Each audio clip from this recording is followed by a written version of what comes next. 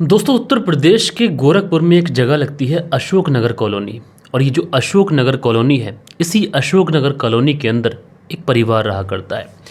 ये जो परिवार था, लोग इस परिवार को यादव फैमिली के नाम से जाना करते थे। परिवार के जो मुखिया थे, इनका बहुत पहले ही देहांत हो चुका था। यानी परिवार में अब परिवार का बड़ा बेटा, जिसका नाम राजकुमार यादव था, जो कि उत्तर प्रदेश में सब इंस्पेक्टर की पोस्ट पर थे, और उनका एक छोटा भाई था जिसका नाम ओम प्रकाश यादव था, और जो कि आँखों के एक स्पेशल डॉक्टर थे। उनकी एक पत्नी भी थी अर्चना, और उनका एक 4 साल का बेटा था नितिन। इन दोनों भाइयों के अलावा भी एक भाई और था जो कि मझला भाई था, जो सिंगल था, और इनके साथ में इनकी माँ भी रहा करती थी। दोस्तों ये पूरा परिवार खुशी खुशी एक ही घर में रहा करता था। 2 मंजिला मकान था।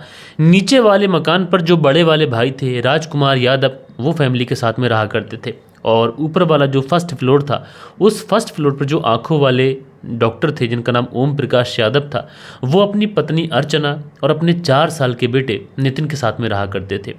बात कर रहा हूँ मैं 21 जुलाई साल 2016 की, और इसी 21 जुलाई साल 2016 को इस घर के अंदर कुछ मेंटेनेंस का काम चल रहा था।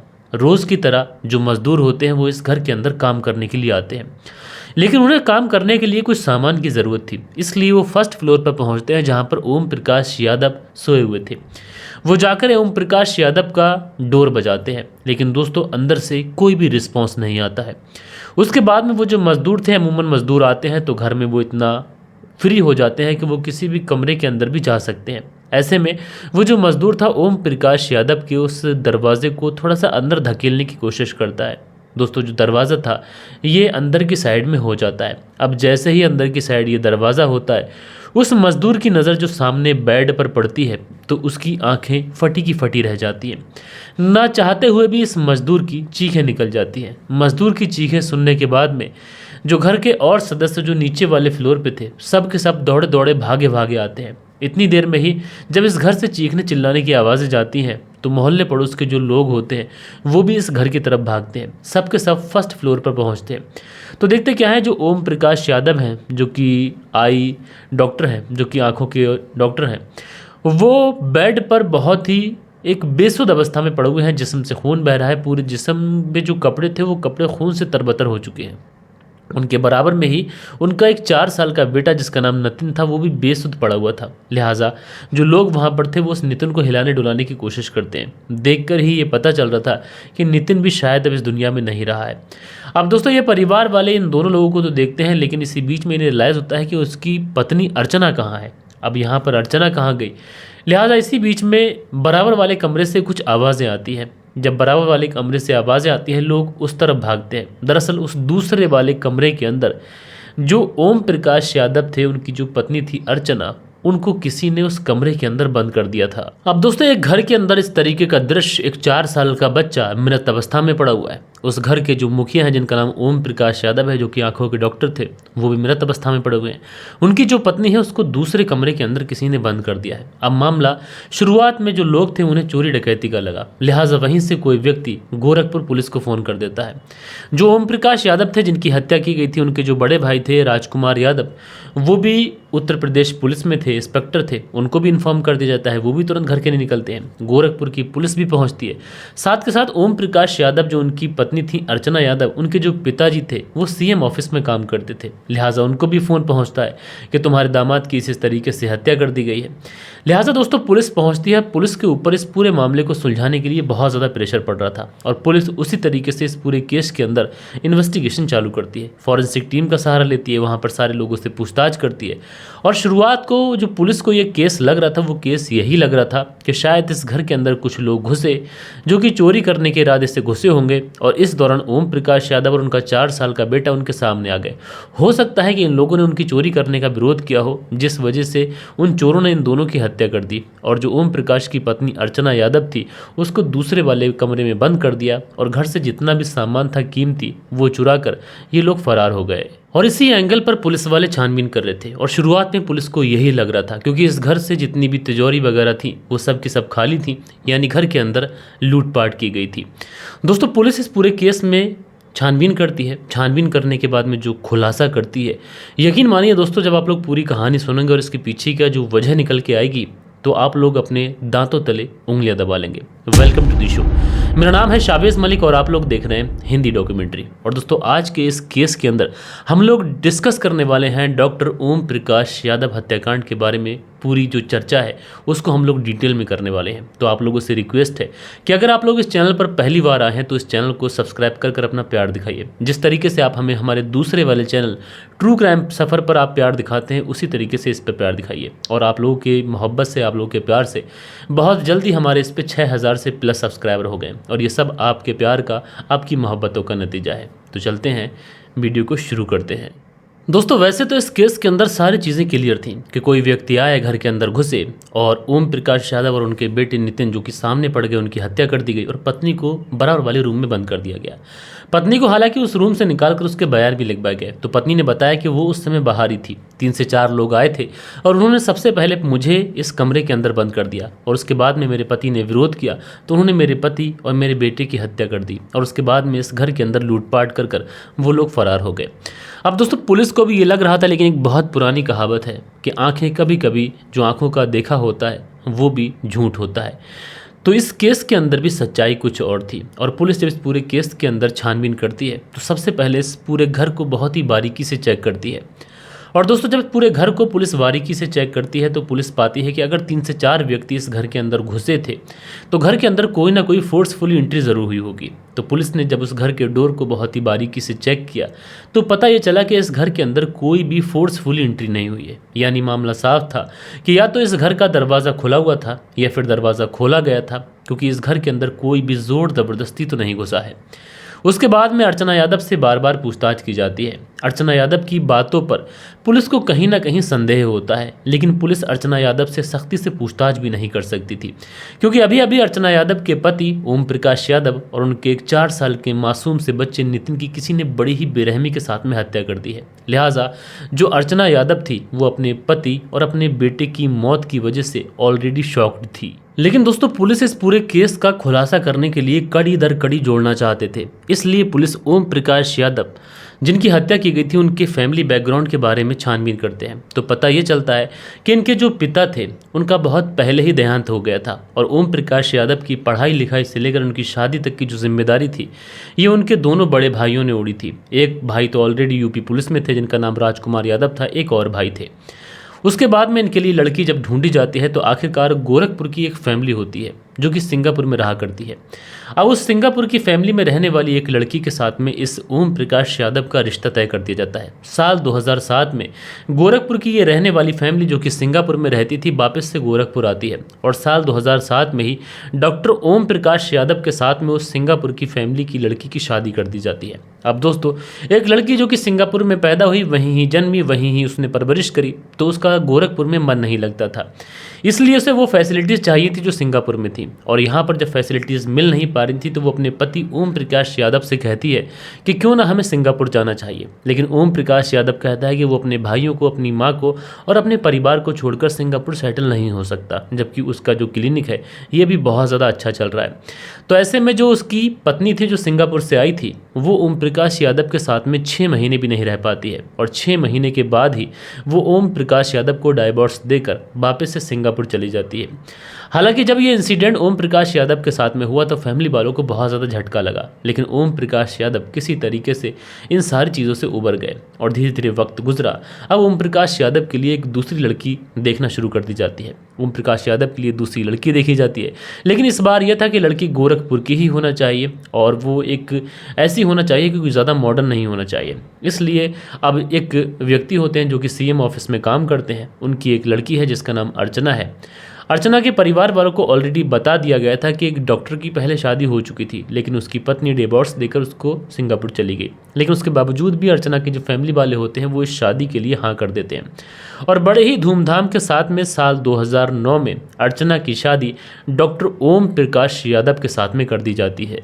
अब दोस्तों साल 2009 में अर्चना की शादी डॉक्टर ओम प्रकाश यादव के साथ में हो जाती है। डॉक्टर ओम प्रकाश यादव और अर्चना ये पूरा परिवार अपनी ज्वाइंट फैमिली के साथ में अच्छे तरीके से ज़िंदगी बिताना शुरू करता है। धीरे धीरे समय गुजरता है और साल 2012 का समय आ जाता है। आप अंदाज़ा लगा लीजिए कि साल 2009 से साल 2012 तक इस पूरे परिवार के अंदर सब कुछ ठीक था, लेकिन साल 2012 में इस परिवार की खुशियाँ और ज़्यादा बढ़ जाती हैं, क्योंकि इस परिवार के अंदर भी एक बच्चे की एंट्री हो चुकी थी और ये था डॉक्टर ओम प्रकाश का बेटा, जिसका ये लोग नाम नितिन रखते हैं। अब दोस्तों, जब नितिन इस दुनिया में आता है तो जो अर्चना थी ये अपने पति ओम प्रकाश से कहती है कि वो अब फैमिली वालों का खाना नहीं बना सकती, क्योंकि उसके ऊपर ऑलरेडी उसके बच्चे की जिम्मेदारी आ चुकी है। इतने सारे लोगों का खाना बनाना ये मुझसे पॉसिबल नहीं हो पाएगा, इसलिए मुझे अलग रहने के लिए घर चाहिए। अब जैसे ही ये बातें वो अपने पति से कहती है तो पति इनकार करता है, लेकिन रोज़ रोज़ की झगड़ों की वजह से आखिरकार ये फैसला लिया जाता है कि इसी घर के ऊपर एक और फ्लोर तैयार किया जाएगा और उस फ्लोर को तैयार करने के बाद में उसमें जो डॉक्टर ओम प्रकाश यादव होते हैं वो अपनी पत्नी अर्चना और अपने 4 साल के बेटे नितिन के साथ में शिफ्ट हो जाते हैं। धीरे धीरे वक्त गुजरता है और दोस्तों उसके बाद में तारीख आ जाती है 21 जुलाई साल 2016 और इसी 21 जुलाई साल 2016 को ये इतना बड़ा इंसिडेंट हो गया। लेकिन दोस्तों, पुलिस ने बहुत ही बारीकी के साथ में इस पूरे परिवार का फैमिली बैकग्राउंड खंगाला और पुलिस को ये भी पता चला कि ना तो इस परिवार की किसी से कोई दुश्मनी, ना किसी से कोई रंजिश, ना किसी से कोई पैसों का लेन देन, ना भाइयों भाइयों के बीच में कोई विवाद था। तो ऐसे में पुलिस की जो शक की सुई थी अब लौट फेर कर वापस से अर्चना की तरफ ही आ जाती है, क्योंकि ना घर के अंदर कोई फोर्सफुल एंट्री मिली थी और अर्चना जो बता रही थी उस हिसाब से उसके पति और बेटे की हत्या कर दी गई और अर्चना को दूसरे रूम में बंद कर दिया गया। जबकि पुलिस के जहन में ये चीज़ें बार बार आ रही थी कि अगर उसके बेटे और उसके पति की हत्या की गई थी तो अर्चना को कोई क्यों छोड़ गया। ये सारी चीज़ें कहीं ना कहीं पुलिस को एक तरफ से इसी तरफ शक करती हैं कि पुलिस अर्चना से ही पूछताछ करे, लेकिन दूसरी तरफ जो अर्चना थी ये अपने पति और अपने बच्चे की मौत की वजह से इतनी ज़्यादा सदमे में थी कि इससे किसी भी तरीके का कोई सवाल करना पॉसिबल नहीं था। लिहाजा पुलिस जो थी अब फैसला करती है कि अर्चना का मोबाइल नंबर लिया जाए और मोबाइल नंबर लेने के बाद में अर्चना का मोबाइल लिया जाता है, मोबाइल नंबर लिया जाता है, मोबाइल नंबर की CDR निकाली जाती है, साथ के साथ अर्चना का फेसबुक, व्हाट्सएप, इंस्टाग्राम, ये सारी चीज़ें बहुत ही बारीकी के साथ में चेक की जाती हैं। और दोस्तों, जब कॉल डिटेल्स निकल के आती हैं तो उसमें कुछ और ही खुलासा होता है। दरअसल जो कॉल डिटेल्स, जो व्हाट्सएप की चैट, जो फेसबुक की चैट, जो इंस्टाग्राम की चैट पुलिस ने रिकवर की थी, उसमें पुलिस को एक नंबर ऐसा मिलता है जिस नंबर से इस महिला की यानी अर्चना यादव की बहुत ज़्यादा बात हुआ करती थी और ये नंबर किसी और का नहीं था बल्कि इसी गोरखपुर में रहने वाले एक सरकारी टीचर का था जिसका नाम था अजय यादव। अजय यादव के बारे में जब ओम प्रकाश के परिवार वालों से पूछा जाता है तो वो पहचानने से इनकार कर देते हैं। अब दोस्तों, पुलिस अर्चना यादव से पूछताछ तो नहीं कर सकती थी, लेकिन पुलिस के पास में एक बहुत ही बड़ा क्लू मिल चुका था, इसलिए पुलिस वाले अब अजय यादव को उठा लेते हैं। अजय यादव को उठाने के बाद में इसे जब पुलिस थाने लेके आते हैं और जब पुलिस थाने लाने के बाद में इससे पूछताछ की जाती है तो शुरुआत में पुलिस को भरपूर तरीके से गुमराह करने की कोशिश अजय यादव करता है, लेकिन दोस्तों पुलिस की सख्ती के आगे अजय यादव ज़्यादा देर टिक नहीं पाता और उसके बाद में जो कहानी सुनाता है वो कहानी रिश्तों को तार तार कर देती है। दरअसल जो अजय यादव है ये पुलिस को बताता है जो ओम प्रकाश यादव जो डॉक्टर थे उसकी हत्या उसी ने की है, लेकिन इस हत्या में वो अकेला शामिल नहीं है बल्कि ओम प्रकाश यादव की पत्नी अर्चना यादव भी शामिल है। अब जैसे ही अर्चना का नाम सामने आता है तो पुलिस वाले अर्चना को भी उठा लेते हैं और उसके बाद में अब इन दोनों को फ्रंट सीट पर बैठाते हैं और उसके बाद में जब इन दोनों से पूछताछ की जाती है तो ये दोनों बताते हैं कि हम दोनों का जो प्रेम संबंध है ये पिछले कई सालों से चल रहा है। अब दोनों का इस तरीके से प्रेम संबंध चलना, दरअसल जो अर्चना थी जब से उसने अपने पति से ये कहा था कि वो ऊपर रहना चाहती है, अलग रहना चाहती है, तो अर्चना बताती है कि जभी से उसके पति का व्यवहार उसके प्रति अच्छा नहीं था, इस वजह से कई बार हमारे बीच में झगड़ा भी हुआ करता था और इस बात की पुष्टि ओम प्रकाश की माँ ने भी की थी और ओम प्रकाश की माँ ने बताया था कि मेरी बहू अर्चना यादव मेरे बेटे ओम प्रकाश यादव से अक्सर झगड़ा करती थी। अब दोस्तों, जब ये उसके साथ में झगड़ा करती थी तो ओम प्रकाश यादव उसके साथ सोता भी नहीं था, वो दूसरे वाले कमरे में जाकर सो जाया करता था और जो दूसरा वाला कमरा था उसमें अकेली अर्चना यादव सोया करती थी। जब ये अकेली सोया करती थी तो खाली समय से काटा नहीं जाता था, तो उसी दौरान ये फेसबुक का इस्तेमाल किया करती थी और इसी फेसबुक पर आखिरकार इसकी मुलाकात अजय यादव के साथ में होती है। अजय यादव से इसकी मुलाकात होती है, पहले दोस्ती होती है, दोस्ती प्यार में बदलती है, उसके बाद अनैतिक संबंधों में बदल जाती है। अक्सर ये लोग होटलों में मिला करते और एक दूसरे के साथ में शारीरिक संबंध बनाया करते। लेकिन दोस्तों, इस पूरी कहानी के अंदर सबसे बड़ा मोड़ जब आता है कि जब अर्चना यादव इसे अपने बेडरूम तक बुला लेती है। दरअसल अर्चना यादव ने अपने ससुराल वालों को बताया था, अपने पति को बताया था कि जो अजय यादव है उसका दूर का रिश्तेदार है और इसी वजह से वो उसके घर पे आया है। यहीं पर एक टीचर है तो कई बार आ जाता है। अच्छा, जो अर्चना यादव के पति थे ओम प्रकाश यादव, उनको लगता था कि ये उसका कोई दूर का भाई है, तो अक्सर जो अजय यादव था ये अर्चना यादव के कमरे में ही सोया करता था, और जो दूसरी साइड में ओम प्रकाश यादव थे वो अपने बेटे के साथ में सोया करते थे। आप अंदाज़ा इस बात से लगाइए कि एक महिला अपना भाई बताकर अपने प्रेमी को अपने कमरे में सुला रही है, और 3 से 4 दिन तक लगातार वो उसी कमरे में रहता है, उसी के साथ में शारीरिक संबंध बनाता है, और पति जो है वो यही समझ रहा है कि उसका भाई उसके कमरे में सोया है। और दोस्तों, उधर जो पत्नी है वो लगातार अपना भाई बोलकर जिस आदमी से शारीरिक संबंध बना रही है वो दरअसल ना उसका भाई है, बल्कि वो तो उसका प्रेमी है। इसी तरीके से चीज़ें चलती रहती हैं, लेकिन दोस्तों इस बात की खबर आखिरकार ओम प्रकाश यादव को लग जाती है। जब उसको खबर लगती है कि ये उसका कोई भाई नहीं है बल्कि उसका प्रेमी है, तो जो ओम प्रकाश यादव है ये अपनी पत्नी अर्चना को बहुत ज़्यादा टाइट करता है और उससे कहता है कि आज के बाद ये शख्स मुझे इस घर के अंदर दिखना नहीं चाहिए। और इसी बात से अर्चना यादव इतनी ज़्यादा आग बबूला हो जाती है कि वो अपने पति को रास्ते से हटाने का प्लान बना लेती है।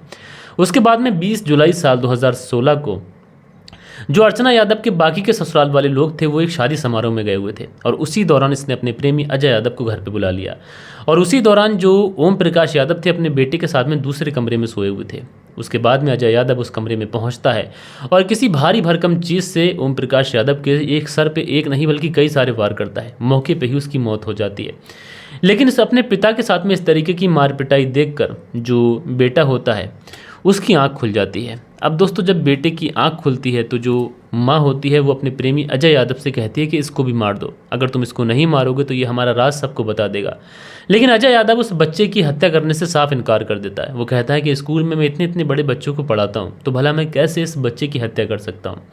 लेकिन यहाँ पर एक माँ का कुमाता वाला रूप निकल के आता है। दरअसल ये जो अर्चना होती है अपने उस 4 साल के बच्चे को अपनी गोद में उठाती है। बच्चा सहम चुका था क्योंकि उसकी आंखों के सामने उसके पिता की हत्या हो चुकी थी। अब बच्चा सोच रहा था कि उसकी जो माँ है वो उसे दिलासा देगी, इसलिए बच्चा अपनी माँ से चिपट जाता है। बच्चा जब माँ से चिपटता है तो जो माँ होती है ये अपने बच्चे की गला दबाकर वहीं पर हत्या कर देती है। और दोस्तों, उसके बाद में जब इस पूरे केस का खुलासा हुआ था तो ज़्यादा समय नहीं लगा, 2020 में ही इस पूरे केस के अंदर फैसला भी आ गया और अर्चना को और अजय को, इन दोनों को उम्र कैद की सज़ा हुई। अर्चना यादव जिस जेल में पहुंची थी वहां की महिलाओं को भी पता चल गया था कि अर्चना यादव क्या कांड करके आई है, और महिलाओं ने जब उससे पूछा कि तुम्हें अपने बेटे का कत्ल कर दूँ कि तुम्हारे हाथ बिल्कुल भी नहीं कांपे, तो अर्चना यादव ने कहा कि मेरे हाथ क्यों कांपेंगे, मैंने ही पैदा किया था, मैंने ही मार दिया, इसलिए मुझे कोई पछतावा नहीं है।